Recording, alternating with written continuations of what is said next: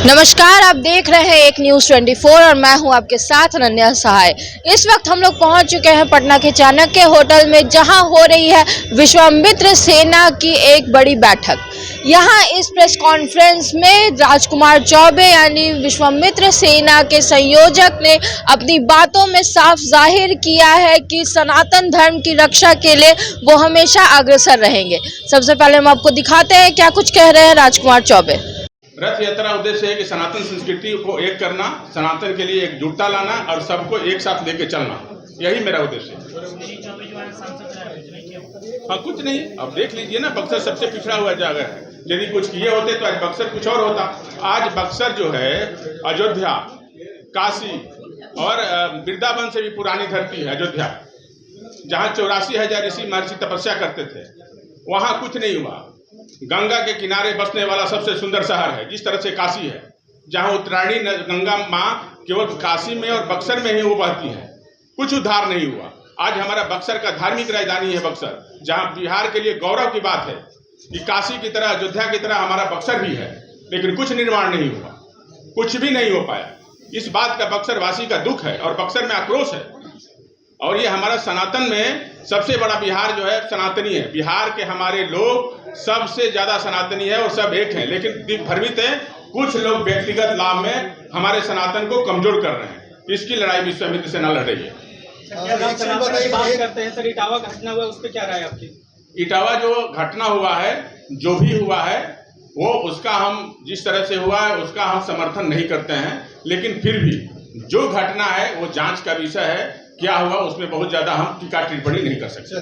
कल बिहार में आपके पूर्व सांसद अश्विनी चौबे जी को मंच पर कुर्सियां नहीं मिली। अरे भाई, जो जैसा काम करेगा वो तो अब काम के ऊपर न किसी को दिया जाता है जी।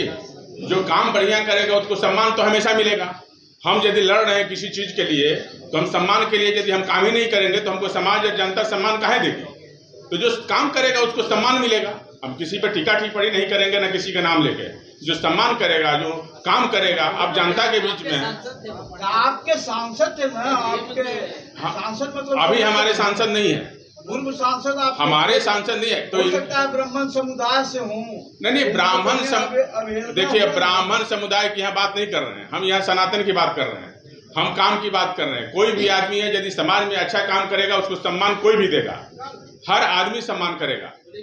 यदि वो कोई काम नहीं करेगा उसको सम्मान कोई नहीं देगा। आप मानते हैं कि अश्विनी चौबे 5 साल में कुछ नहीं किए? कहाँ किए होते तो क्या हुआ बक्सर का? बक्सर में तो कुछ नहीं हुआ। आप बक्सर में जाइए, आप जाके देखिए। आप लोग इतने मीडिया साथी हैं, जाकर देखिए बक्सर में क्या हुआ है। मिथिलेश तिवारी हैं बक्सर के पूर्व सांसद प्रत्याशी, सोशल मीडिया पे लगातार पोस्ट कर रहे हैं कि हम बक्सर के लिए ये कर रहे हैं, बक्सर के लिए। बक्सर की लड़ाई केवल विश्वामित्र सेना लड़ रही है और कोई बक्सर के नहीं लड़ रहा है। बक्सर को इसलिए दिखाया जा रहा है कि अगला जो है हम वहां से फिर से सांसदीय का चुनाव लड़ जाएं और टिकट मिल जाए। बक्सर अब बाहरी को बर्दाश्त नहीं करेगा। बहुत बर्दाश्त किया 40-50 साल से, अब बक्सर बाहरी को बर्दाश्त नहीं करेगा। राजकुमार चौबे को भी चुनाव लड़ने की इच्छा? अभी चुनाव में लड़ने की कोई हमारी इच्छा नहीं है। आप लोगों के माध्यम से मैं कई बार बोल चुका हूँ, इतना जरूर सक्षम हूँ, यदि चुनाव लड़ना होगा तो हमको कोई रोक नहीं सकता। चुनाव कभी भी लड़ सकते हैं, इतने सक्षम हैं और हम चारों विधानसभा में चुनाव लड़ाने की क्षमता रखते हैं। बिहार में बिहार में नहीं, पूरा बिहार में है। विश्वामित्र जिला तो बक्सर में है ही, पूरा बिहार में काम कर रही है विश्वामित्र सेना। और बहुत तेजी से आप लोगों को देखने को मिल जाएगा कि सनातन की लड़ाई विश्वामित्र सेना किस रूप में लेके जा रही है। राजकुमार जी, क्या बक्सर को राजधानी बनाने की मांग कर रहे हैं? हाँ, धार्मिक राजधानी मांग कर रहे हैं और है भी जगह बक्सर धार्मिक राजधानी का है भी, इसमें कहीं दो शक नहीं है। आप बताइए ना भाई, भगवान राम का कर्म भूमि, जहाँ विश्वामित्र जी का तपोभूमि, जहाँ माता अहिल्या का जो है उद्धार हुआ, जहाँ से रामायण का शुरुआत हुआ, जहाँ से आज यदि बक्सर नहीं होता तो रामायण नहीं लिखा जाता। यहाँ पे कोई भी रामायण नहीं लिख पाता और नहीं जान पाता। इसका मुख्य बक्सर ही है। तो बक्सर तो धार्मिक राजधानी ऐसे भी है, उसको एकदम मांग है हमारा और बनना ही चाहिए। उसके लिए विश्वामित्र सेना लड़ाई लड़ रही है और ये बिहार का गौरव की बात है। आप लोग भी कहीं बोल सकते हैं, दिखा सकते हैं कि बक्सर जो है हमारा धार्मिक राजधानी है बिहार के लिए। जैसे लोग आज उत्तर प्रदेश में काशी और अयोध्या और वृंदावन कहते हैं, उससे पुराना धरती आपका बिहार का बक्सर है। लेकिन काहे नहीं? और बिहार में कोई भी कितना भी कहे, जब तक टूरिज्म का विकास नहीं होगा, हमारा सनातन संस्कृति का, वहां बिहार का विकास संभव नहीं है। आप समझ लीजिए। कोई कई सनातनी ऐसा दूसरे धर्म को अपना रहे हैं, सर क्या कुछ कहिए? इसके लिए हम लड़ाई लड़ रहे हैं। आप देखिए हमारा सेवा बस्ती में गरीब बच्चों को हम पढ़ाते हैं। आज हमारे पास 7 से 8 हजार बच्चे पढ़ते हैं। कई जगह बक्सर जिला में पढ़ते हैं। हम काम करते हैं तब बोलते हैं। हम 7-8 सालों से बक्सर में छोटे छोटे दलित बस्ती में जो बच्चे पढ़ नहीं पाते उसको उठाकर हम पढ़ाते हैं। हम बच्चे को हमारे सोशल मीडिया के माध्यम से आप लोग देख सकते हैं। सनातन धर्म के लिए पहला कदम क्या रहेगा? सनातन धर्म के लिए पहला है बक्सर का सनातन संस्कृति का पहला काम, जो हमारा धार्मिक राजधानी है, पहले उसको पुनर्जीवित करेंगे, उसका उत्थान करेंगे, उसकी लड़ाई करेंगे, जिससे बिहार का गौरव बढ़ेगा। और इससे बिहार का गौरव बढ़ेगा तो बिहार का भी बहुत बड़ा इससे प्रगति होगा।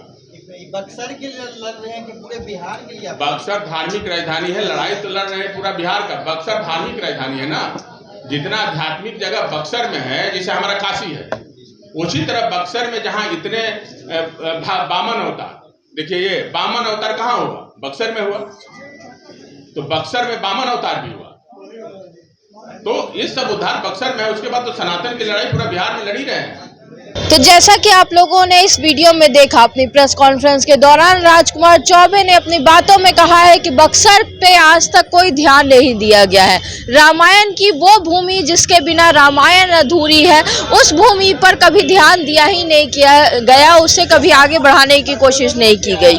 और हम चाहते हैं कि सरकार इस ओर अपना ध्यान आकर्षित करे, और अगर वो नहीं कर पा रही है तो हम तो खैर आगे इसे लेकर जाएंगे। इस लड़ाई को, सनातन की लड़ाई को हम बहुत आगे लेकर जाएंगे, और इतना आगे लेकर जाएंगे कि कोई इसे खींच ना पाए, कोई इसे रोक ना पाए।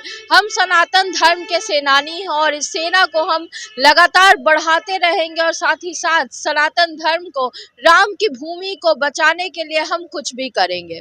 बाकी तमाम खबरों के लिए हमारे साथ बने रहिए और देखते रहिए एक न्यूज़ 24। धन्यवाद।